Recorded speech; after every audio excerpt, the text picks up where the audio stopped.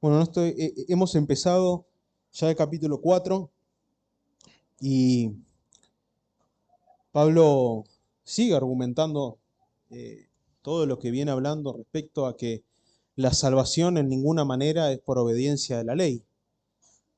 Y ahora, como hemos visto, él va directamente a aquel que era el orgullo del israelita, que era ser hijo de Abraham.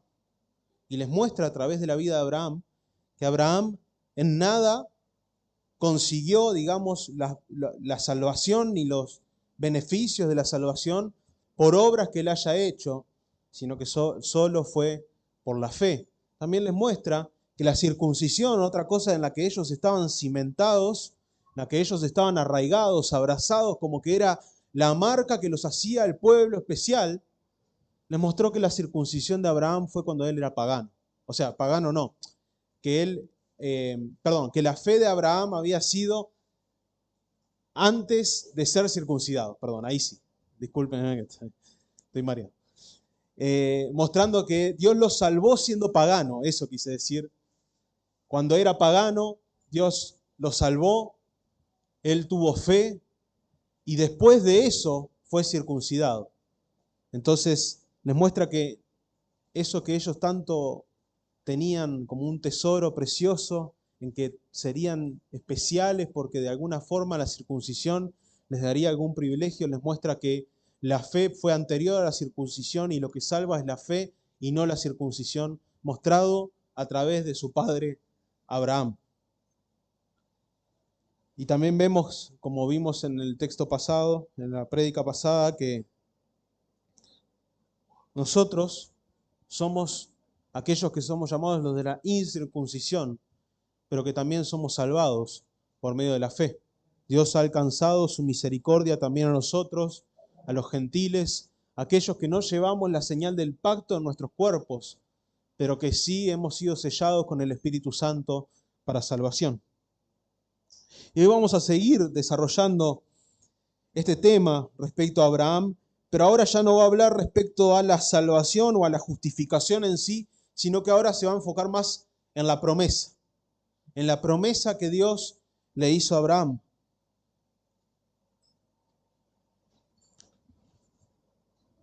Y me gustaría, antes de empezar el desarrollo de los pasajes, que podamos pensar en tres cosas, que son problemas, situaciones, pecados que tenemos en nuestras vidas y que creo que a la luz del texto vamos a poder profundizar más. La primera es nuestra tendencia a la duda respecto a nuestra salvación cuando pecamos. ¿Alguno alguna vez ha dudado de su salvación cuando peca? ¿Le ha temblado el piso cuando frente a la evaluación de sus pecados dice, oh Señor, ¿acaso seré de tu pueblo?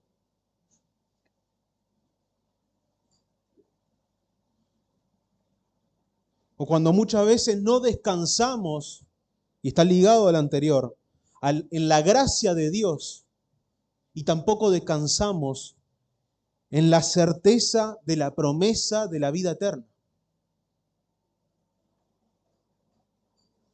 O también, por nuestro aún estado caído, nuestra condición caída, somos olvidadizos, muy olvidadizos. Y olvidamos quién es Dios y lo que Él ha hecho.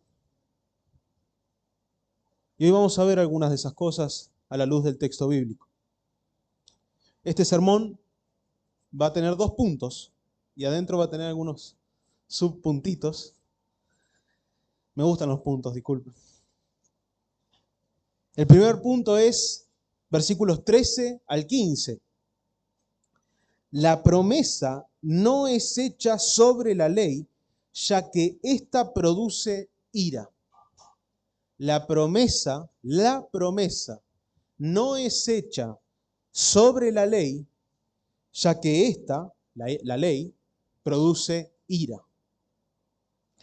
Y el segundo punto versículos 16 y 17,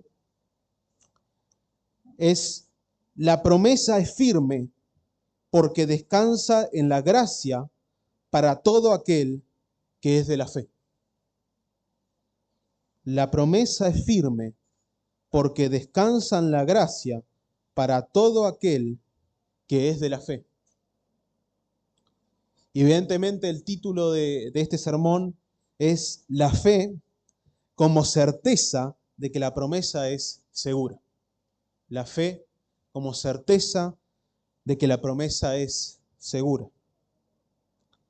Y vamos a empezar a desarrollar el primer punto, que como dije consta del versículo 13 al 15.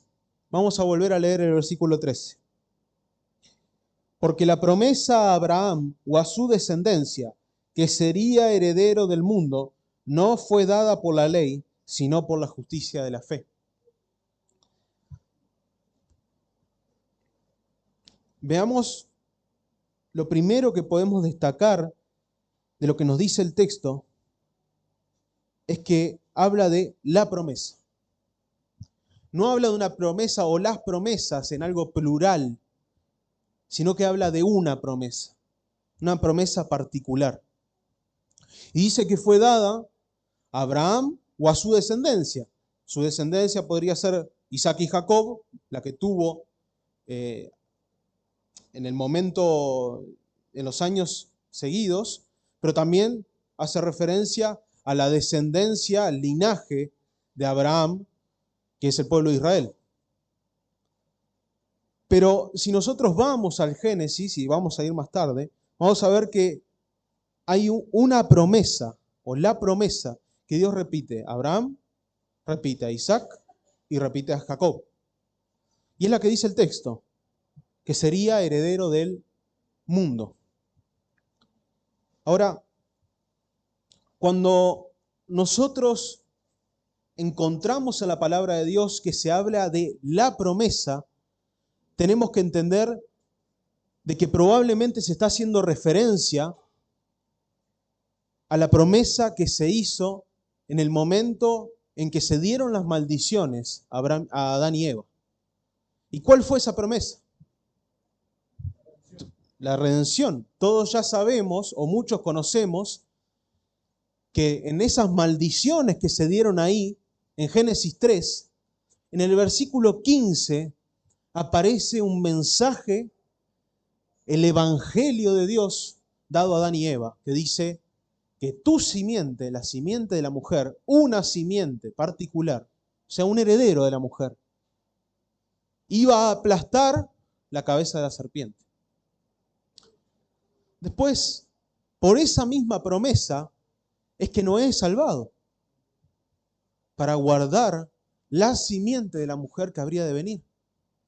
Y es en esa misma promesa que Abraham es llamado, Abraham es salvado, y se le es dada la promesa de que sería heredero del mundo.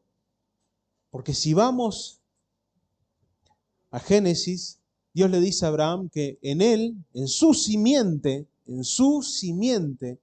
serían benditas todas las naciones de la tierra, y por tanto él sería heredero del mundo. Todas las naciones de la tierra, de todos los pueblos, muchedumbre de gentes, serían linaje de él. Pero ¿sobre quién está afirmada esa promesa? No sobre Abraham, sino sobre la simiente, que es Cristo, el heredero de la mujer que habría de aplastar la cabeza de la serpiente. Y esa misma simiente es en la cual se promete y se pacta con Moisés también, diciéndole a Moisés que vendría un profeta mayor que él.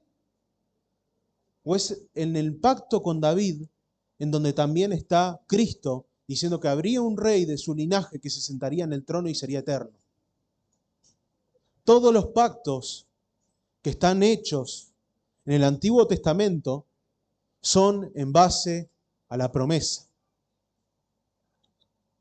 Y eso es lo que dice Efesios 2, que lo leyó Jorge cuando estuvo hace un tiempo. Dice, versículo 12, en aquel tiempo estabais sin Cristo, alejado de la ciudadanía de Israel y ajeno a los pactos, varios pactos, los pactos que mencionamos recién, de la promesa. Una misma promesa ratificada, expresada, mostrada a través de diferentes pactos.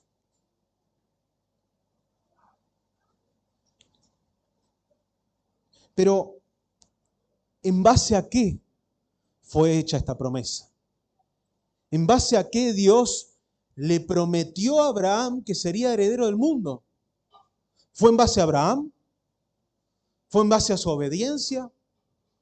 ¿Fue en base a lo que él pudiera hacer o lo que él pudiera ser? No. Por eso sigue diciendo el texto, no fue dada por la ley, sino por la justicia de la fe. Entonces esa promesa de que vendría un redentor a través del linaje de Abraham, no estaba sustentada en Abraham.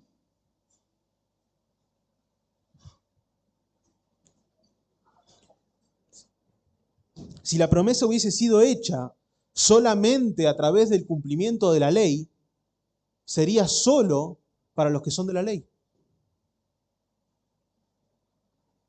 Y la fe queda completamente anulada.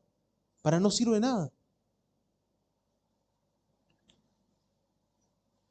Y lo mismo que está diciendo, o lo que venía diciendo el texto respecto a la salvación de Abraham.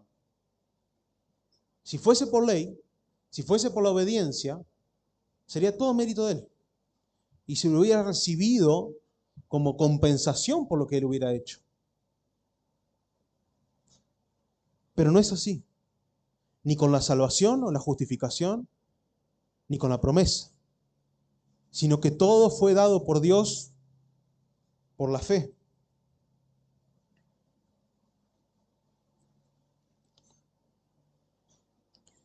Porque si el cumplimiento de la promesa estaba basada en lo que Abraham haría, Cristo no hubiera venido nunca.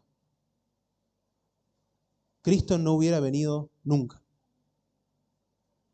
Si todo el plan redentor estuviese sujeto a la obediencia de un hombre, Abraham en el siguiente minuto en que Dios le dio la promesa, se hubiese acabado todo. Ni él, ni Jacob, ni Isaac, ni Israel, ni nosotros hubiésemos sido benditos por la simiente, porque jamás habría venido.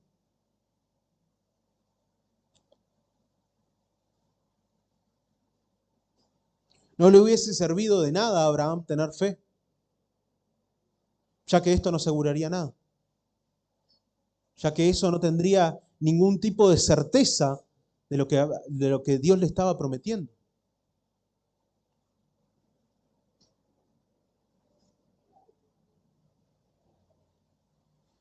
Y Pablo va más allá. Pablo no solamente dice que la promesa no fue dada por la ley, porque si no, no tendría sentido y no se hubiese cumplido, sino que además expresa que la ley produce ira. Y eso ya lo hemos visto.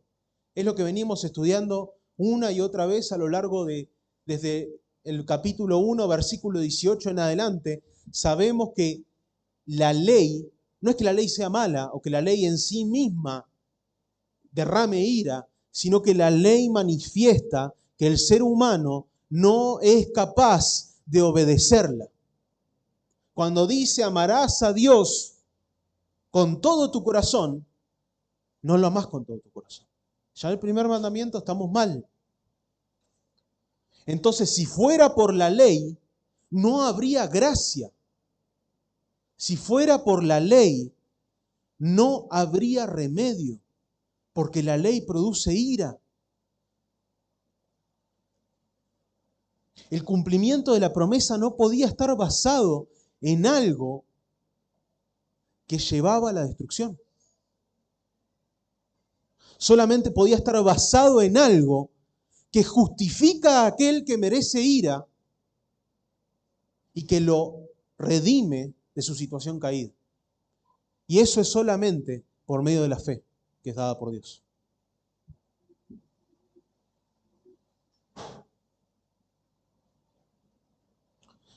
Y por eso dice algo que puede parecer un poco extraño en la forma en la que es dicha.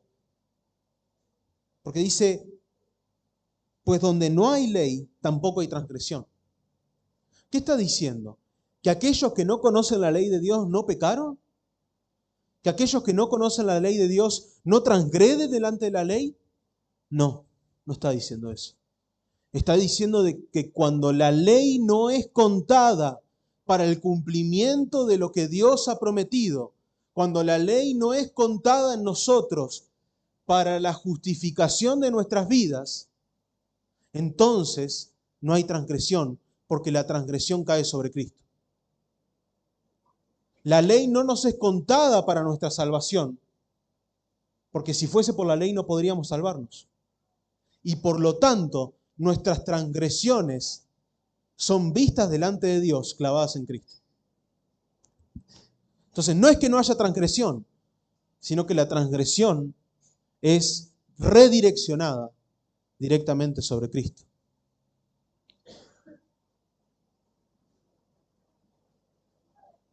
Por lo tanto, como dice el versículo 14 también,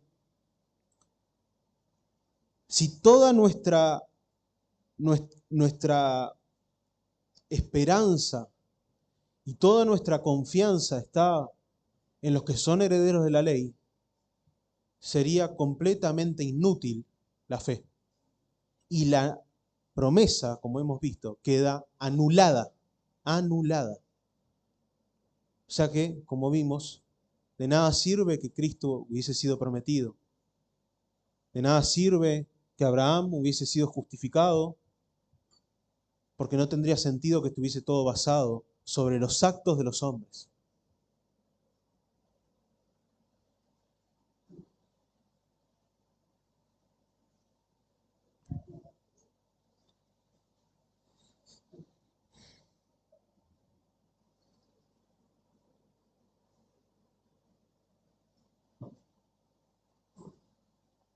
Y ya vamos a desarrollar un poco más el tema de ser heredero del mundo que dice más arriba, porque lo vuelvo a repetir abajo.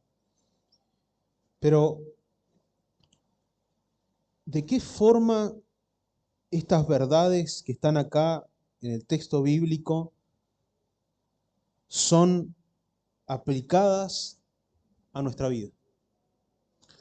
¿De qué forma estas verdades del texto nos pueden llevar a que nuestro carácter y nuestra vida sea transformada a Cristo? Y como hemos visto en los 3 puntos que les mencioné respecto a que eran para reflexionar,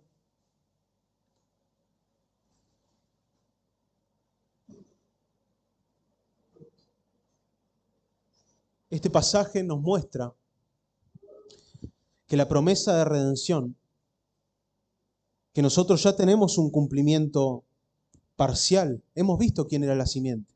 Hemos visto quién es. Sabemos que es Cristo, el Verbo encarnado. Sabemos que es Él quien se hizo hombre y vino a este mundo, vivió una vida perfecta en obediencia a la ley, murió en la cruz, pagó por nuestros pecados, por los pecados de todos aquellos que Él escogió. Y al tercer día resucitó de entre los muertos y ascendió a los cielos. Y esperamos ahora el cumplimiento total de la promesa, que es que Cristo vuelva en gloria. Ahora, cuando Cristo vuelva en gloria, eso nos va a dar entrada a la vida eterna.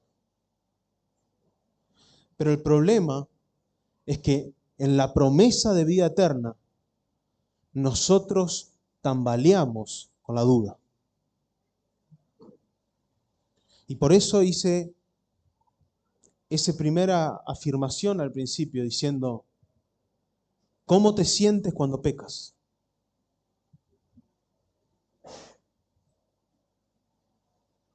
¿Cómo se siente tu corazón cuando examinas tu pecado?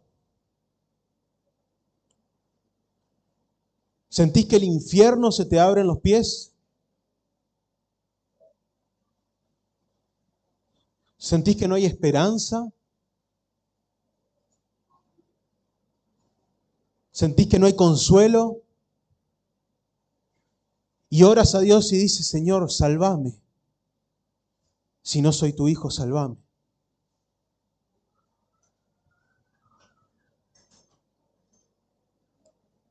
Y todos, seas más maduro o quizás seas nuevo en la fe, hemos pasado por esto. Y quizás lo estás pasando ahora. Quizás hay días en los que te arrodillás delante de Dios y ves y examinás tu pecado y decís, Señor, ¿acaso soy salvo? Y la duda entra y entristece y el gozo de la salvación se llena de tinieblas. Y es algo que he notado, y no está mal, pero he notado, porque vengo en un contexto de que es reformado también, que nos pasa en el ambiente reformado. ¿Pero por qué? Porque hay algo bueno, que nosotros vemos el pecado en nosotros. Entendemos teológicamente que no somos merecedores de nada, que la salvación no depende de nuestras obras, que tampoco cuando somos salvados depende de nuestras obras mantener la salvación. Y miramos nuestros pecados y decimos, Señor, soy miserable. Y sabemos que debemos vivir en rectitud, debemos vivir conforme a la ley. Y pedimos, Señor, por favor, ayúdame a vencer el pecado cada día en mi vida, mortificarlo, matarlo. Pero tendemos a ir más allá. Y tendemos a ver tanto nuestros pecados en un sentido negativo que la gracia de Dios la pasamos por alto.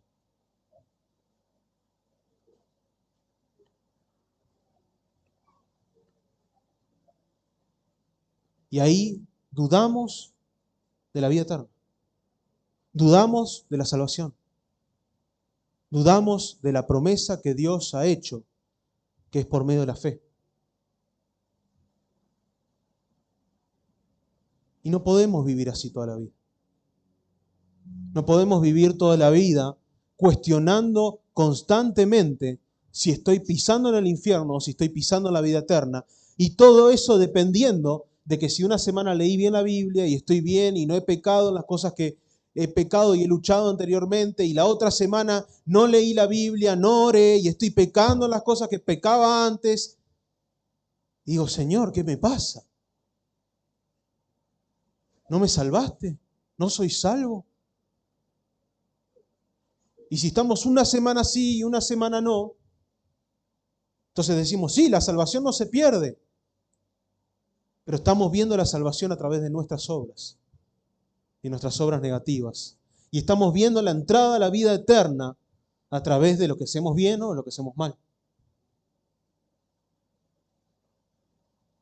Tenemos la tendencia a ver y decir, no, no es por las obras buenas que llegamos al cielo, pero si estamos en Cristo no es por las obras malas que vamos al infierno.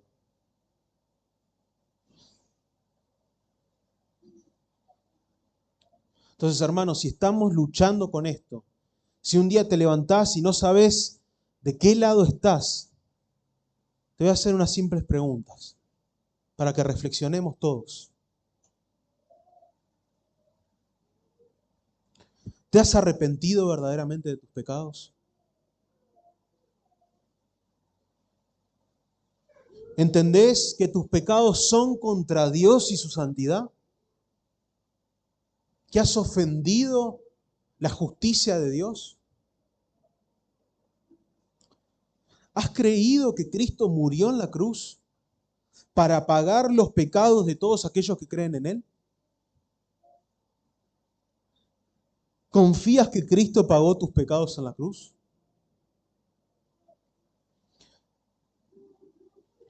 ¿Luchás contra tus pecados? Y esto es importante. ¿Luchás contra tus pecados? Perdón.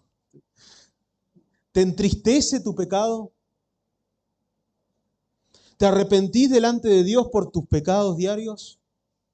¿Le rogás a Dios que te ayude en el Espíritu Santo a vencer la tentación y los pecados?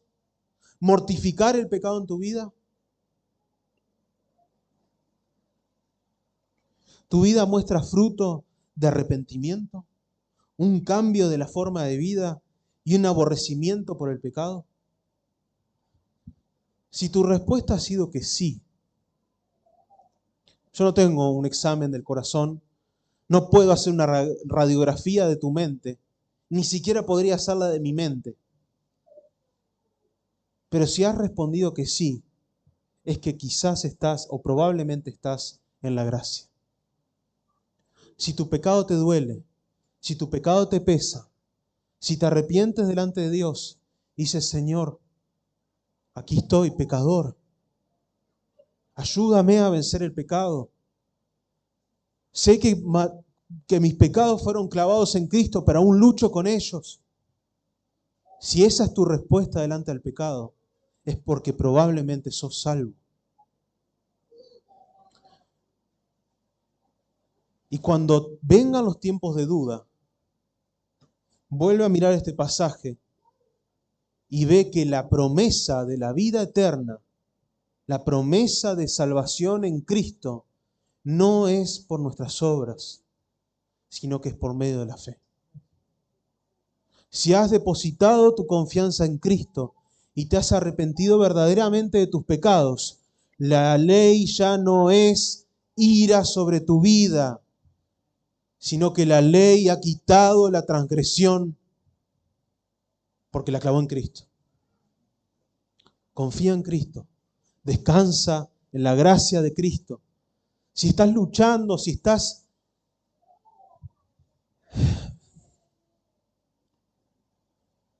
desanimado, turbado, habla con un hermano maduro. Decile, tengo este problema, tengo estas luchas. No sé si soy o no soy. Todos los días me levanto y dudo. No tengo paz. Y un hermano maduro puede orar por vos, puede aconsejarte, puede recordarte cada día el Evangelio y la gracia de Dios para con la vida de los pecadores. Pero que el pecado no enturbezca, no nuble la gracia de Dios para con nuestras vidas, en que la promesa de vida eterna no es por nuestras obras, ni buenas ni malas, sino por Cristo y la fe en Cristo.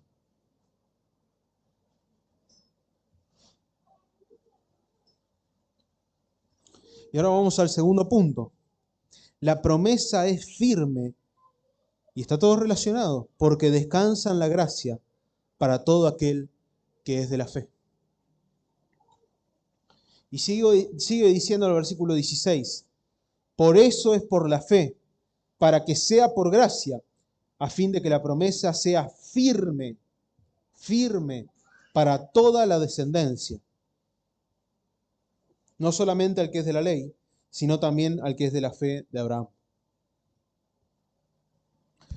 Y por eso esta conclusión que está haciendo Pablo, de cierta forma es una conclusión, porque dice, por eso, está cerrando lo que viene diciendo, por eso es por la fe, para que sea por gracia. Y ahí está la importancia. Si nosotros decimos que la salvación es por gracia, necesariamente tiene que ser por fe. Porque si fuera por las obras, sería por ley. Si es por gracia, debe ser por la fe. Lo mismo que vimos anteriormente, que si fuese por las obras sería como salario y no sería una gracia. No te lo darían porque el patrón dice, bueno, la verdad que tengo ganas de darle un buen salario a este empleado que se queda todo el día en su casa, tirado en la cama y no hace nada. Te firmó un contrato y te paga por estar tirado en la cama. Y no sos probador de colchones. No funciona así. Eso no es gracia. O sea, no es gracia trabajar y recibir un salario.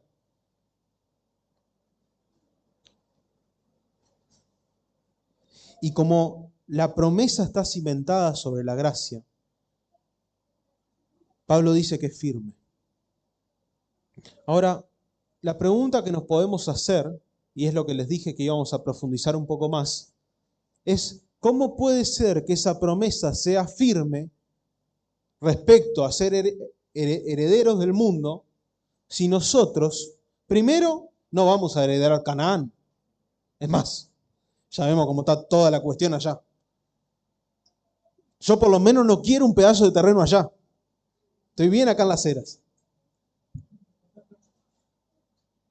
Pero de verdad, no vamos a ser herederos de Canaán terrenalmente, sino que la herencia que Dios le dice a Abraham es una herencia eterna. Es una herencia de la tierra prometida en sentido eterno. Canaán, la tierra prometida, es una sombra. Es una sombra.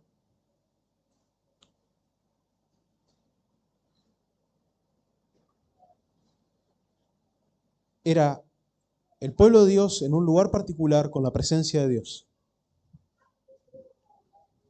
Nosotros somos hoy el pueblo de Dios en un lugar particular con la presencia de Dios. Adán y Eva era el pueblo de Dios en un lugar particular con la presencia de Dios antes de caer, porque el templo era el Edén. Y en los nuevos cielos y nueva tierra, cuando Cristo vuelva y glorifique nuestros cuerpos, entraremos a una eternidad en donde seremos el pueblo de Dios en una nueva tierra con Dios mismo, Cristo tabernaculando con nosotros, estando presente en medio de su pueblo eternamente y para siempre. Esa es la esperanza de ser heredero del mundo. No era una herencia terrenal. No era una herencia pasajera.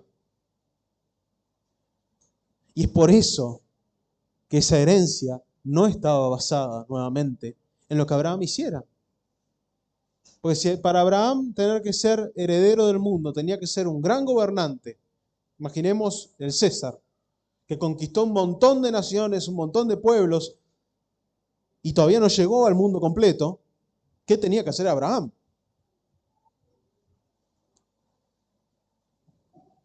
Entonces, no era algo terrenal simplemente. Sí había un cumplimiento parcial de una tierra prometida que iba a ser dada, pero el enfoque, la mirada estaba puesta en Cristo y en la vida eterna que Él cumpliría cuando Él volviera por segunda vez. Y un poco sobre eso nos habla Hebreos respecto a la esperanza que guardaban todos aquellos que fueron antes de Abraham, incluido Abraham. Hebreos 11, 13 al 15, dice, conforme a la fe, murieron todos estos sin haber recibido lo prometido. ¿Qué era lo prometido? Cristo, la simiente.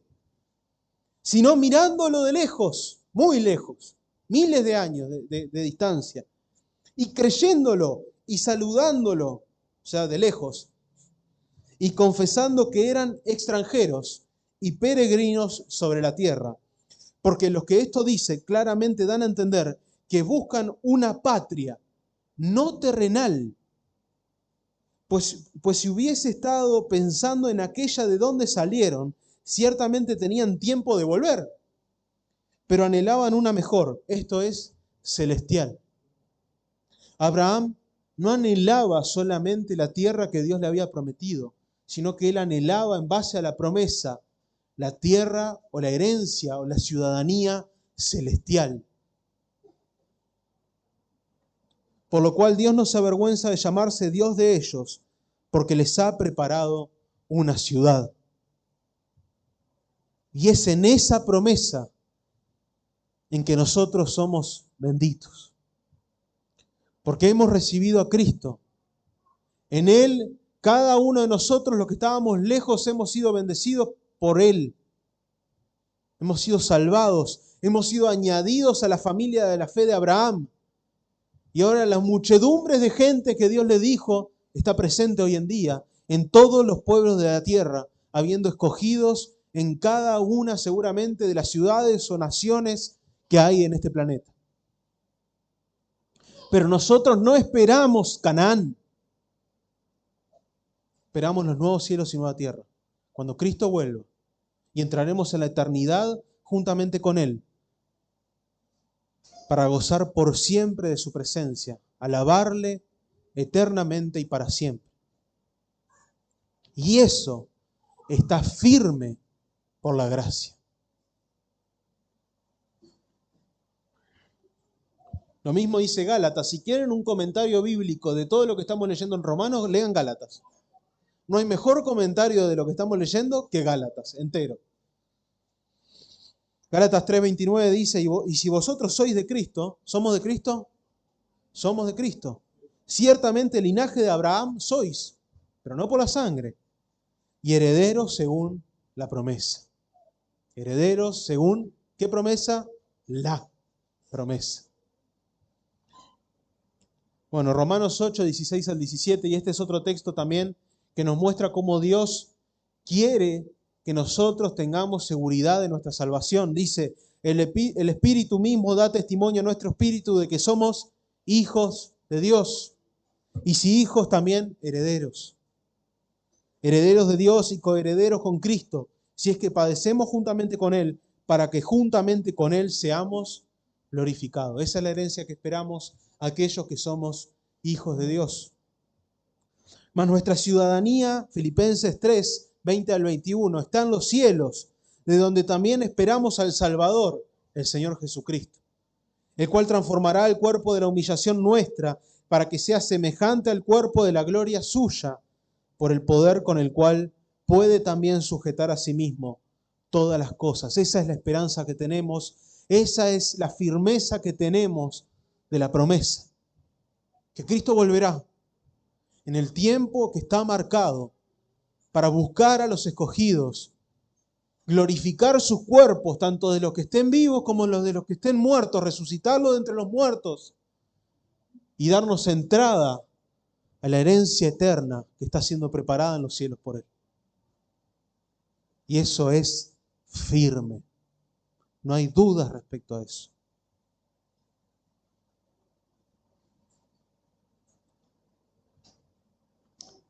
Y Pablo muestra, por nuestra tendencia a olvidarnos de las cosas y por nuestra tendencia a necesitar confirmación, certeza de que lo que se nos está diciendo sea así, muestra 3 razones por las cuales nosotros debemos estar seguros. ¿No te basta la gracia? Debería ser suficiente. ¿No te basta entender que es por medio de la fe? Debería ser suficiente con todo lo que hemos estado viendo. Pero te voy a dar 3 razones más para que entiendas y estés seguro de que la vida eterna es una certeza firme.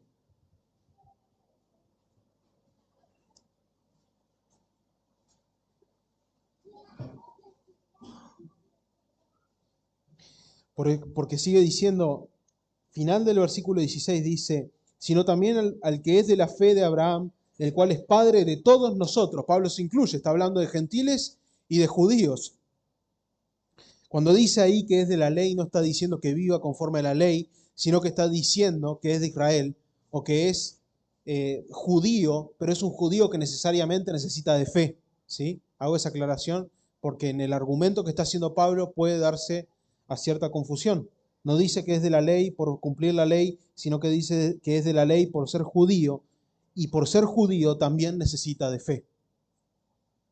Y dice, el cual es padre de todos nosotros, como está escrito, te he puesto por padre de muchas naciones delante de Dios a quien creyó. Como está escrito, te he puesto por padre de muchas naciones. Eso hace un eco de Génesis 17, versículos 4 y 5 que dicen, he aquí mi pacto contigo, Dios haciendo un pacto con Abraham, y serás padre de muchedumbre de gentes, y no se llamará más tu nombre Abraham, sino que será tu nombre Abraham, porque te he puesto por padre de muchedumbres de gentes. En aquel momento, Abraham no veía muchedumbres de gentes. Abraham se veía a sí mismo con Sara estéril y él de 100 años. Está difícil ver muchedumbre de gentes. Pablo, cuando estaba escribiendo esto, dijo, tanto ustedes gentiles como yo judío, tenemos un mismo padre que es Abraham. Y dice, como está escrito, mostrando que el cumplimiento de la promesa que Dios le hizo a Abraham se estaba manifestando en ese tiempo, como se está manifestando ahora también.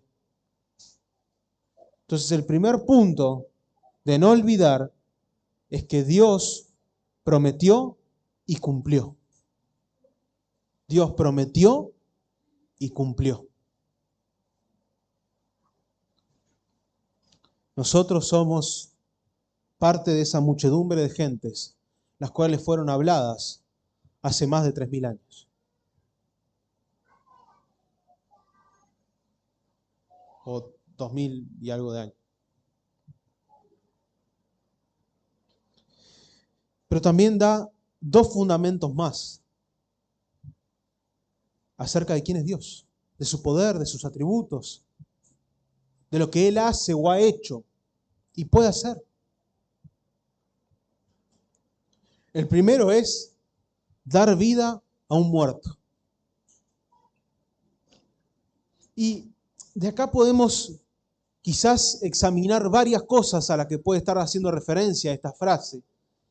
Pero primeramente podríamos pensar, y lo va a decir en los textos que siguen, que Abraham era ya casi muerto. Tenía 100 años, era un viejo. Pero también la matriz de Sara, en un sentido, estaba muerta. No daba vida. No había vida en Sara. Lo mismo pasó con Rebeca y lo mismo pasó con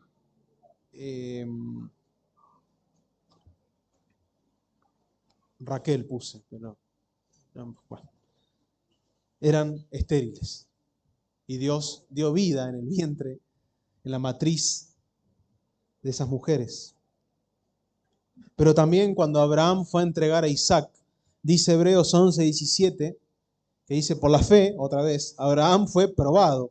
Ofreció a Isaac, el que había recibido la promesa, o sea, el que había recibido las promesas, ofrecía a su unigénito, en el cual reposaban el cumplimiento de esas promesas, en parte. Habiéndosele dicho, en Isaac te será llamada descendencia, pensando que Dios es poderoso para levantar aún de entre los muertos, de donde, en sentido figurado, también le volvió a recibir. O sea que Abraham, de cierta forma, recibió a Isaac de entre los muertos. Porque Abraham confiaba y tenía la certeza de que Dios lo podía levantar de entre los muertos. Y evidentemente esto es una sombra de Cristo, ¿no? Pero también las resurrecciones de muertos nos llevan necesariamente, sobre todo, al ministerio de nuestro Señor. Hubo 4 resurrecciones, mostradas explícitamente en la palabra de Dios. La hija de Jairo, el hijo de la viuda de Naín, la resurrección de Lázaro y su propia resurrección, mostrando que él tenía autoridad sobre la vida y la muerte, porque es Dios. Pero también nuestra vida espiritual. Nosotros estábamos muertos.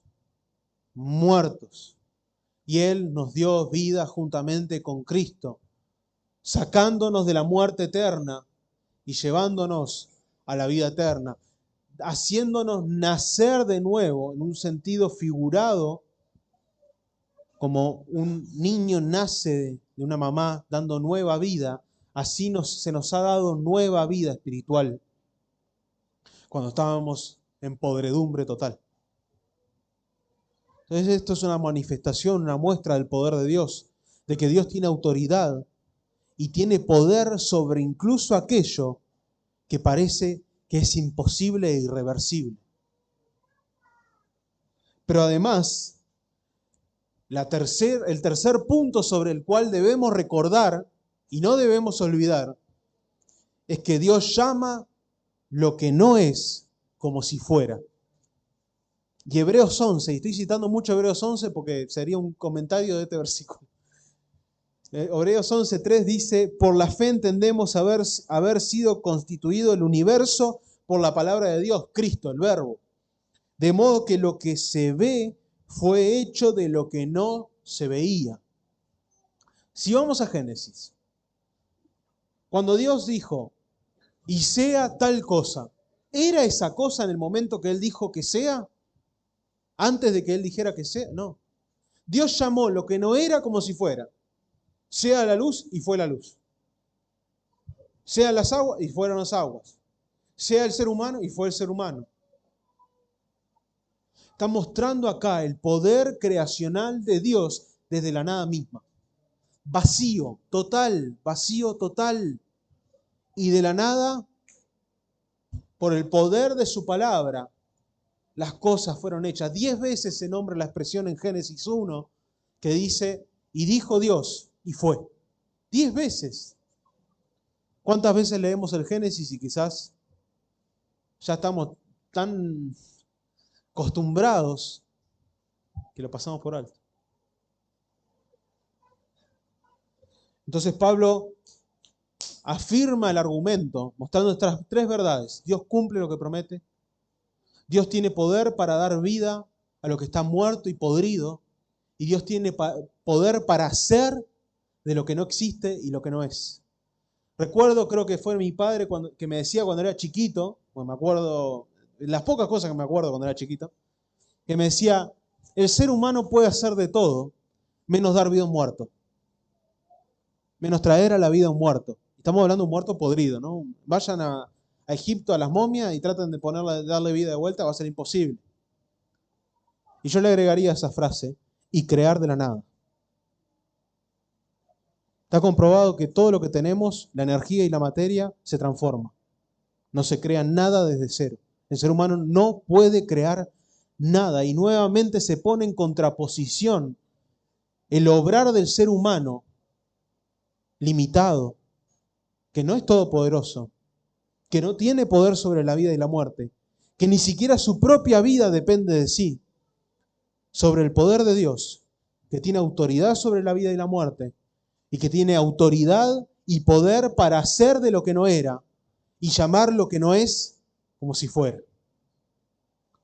Entonces, ninguna manera la promesa podría ser firme si estuviera en nosotros, porque nosotros no tenemos el poder que Dios tiene para hacer lo que Él hace. Solamente la promesa puede estar fundamentada en un Dios que es verdadero, que es inmutable, que es fiel, que cumple lo que promete, no como nosotros que cumplimos un día y al otro día no, prometemos y faltamos, que es poderoso para traer a los muertos a la vida y para cambiar el corazón del ser humano de piedra a carne, y que es poderoso para crear de la nada misma, hacer todas las cosas desde cero, y que podrá en su poder hacer nuevas todas las cosas, como ya hemos visto también en Primera de Pedro, en Segunda de Pedro, a través del fuego, para restaurar la creación y darnos entrada a la vida eterna.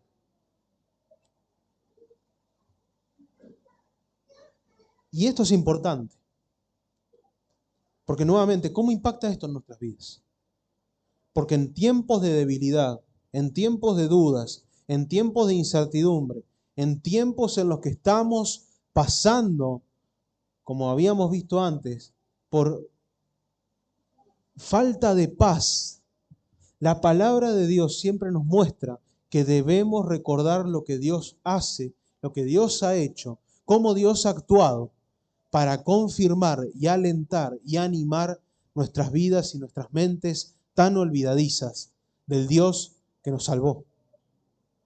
Si ustedes van a los salmos, y el salmo que leímos hoy, el 103, hace un poco de eso, muestra las misericordias, muestra el pacto con Moisés, muestra la creación de Dios. Los salmos constantemente hacen eco de todo lo que Dios ha hecho. Nos libró de Egipto, creó los cielos y la tierra, nos creó a nosotros que éramos polvo. ¿Por qué hace eso? Porque como seres caídos necesitamos constantemente machacar nuestras mentes con las verdades de quién es Dios, para no olvidarnos, para no desanimarnos, para no perder de vista lo que es verdaderamente importante que en nuestras vidas, que es Dios.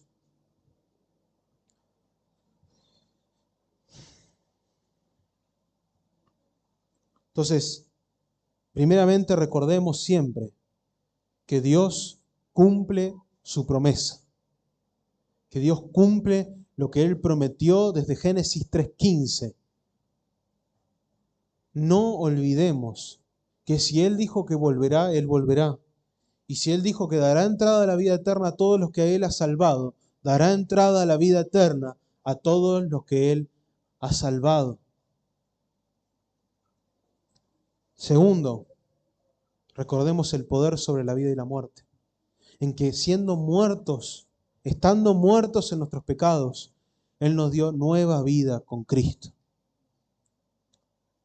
Y que Él, en nuestro estado de podredumbre, en el que seguramente estaremos en una tumba, no sabemos cuánto tiempo pasará, porque no sabemos cuándo Cristo volverá, o quizás vuelve hoy o mañana, no sabemos. Pero imagínense de que hay hombres que murieron hace miles de años. Adán y Eva están enterrados bajo tierra, deben ser polvo, ya se lo deben haber comido los gusanos, y serán resucitados. Serán resucitados. Porque Dios tiene poder sobre la muerte. Dios nos ha dado vida espiritual y Dios nos dará nuevos cuerpos glorificados para que entremos en la vida eterna que Él ha prometido desde tiempos antiguos. Y no olvidemos el poder de Dios en la creación. Ese poder que hizo las cosas de la nada, y es el mismo poder que levantó a Cristo de entre los muertos. Y es el poder de Cristo el que hemos leído esta mañana, porque Él es la palabra, Él es el verbo por el cual fueron hechas todas las cosas. Es el poder de su palabra el que transforma nuestras vidas cada día. Es el mismo poder creacional el que nos hace nuevas criaturas. Entonces tenemos que recordar, no debemos olvidar. Si estás débil, si estás cansado, si estás triste, si estás afligido, ve a la palabra de Dios. Ve una oración, arrepiéntete de tus pecados y dile a Dios, Señor, como dice el salmista en el Salmo 51, restáurame el gozo de la salvación.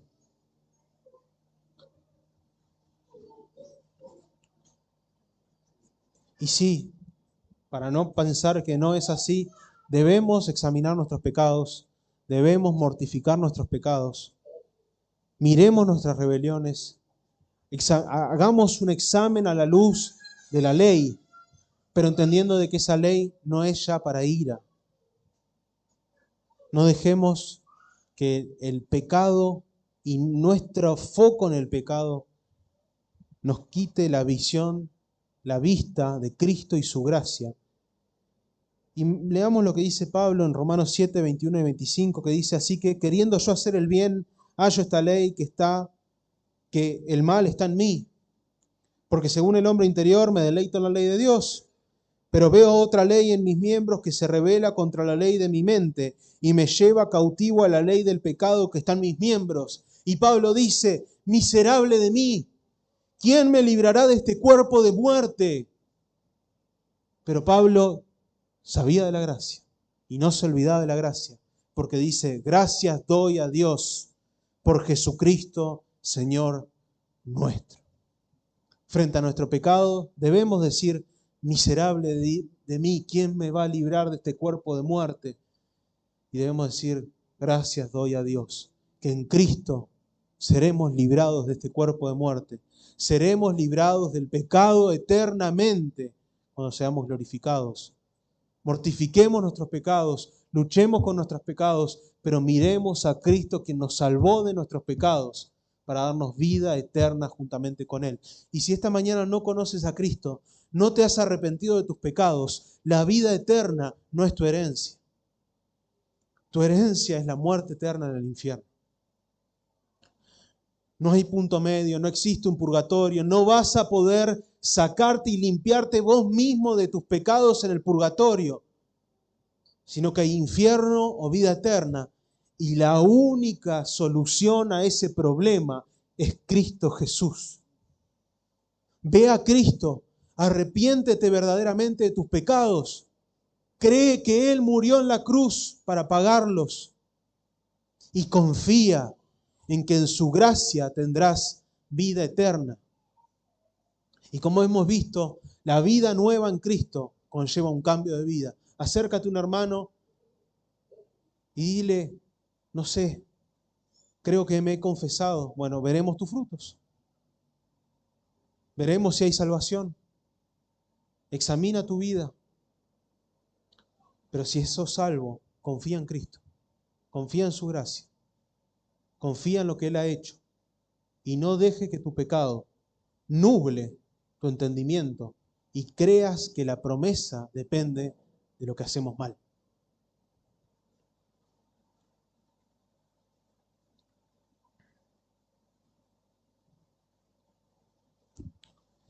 Oremos. Señor bendito, gracias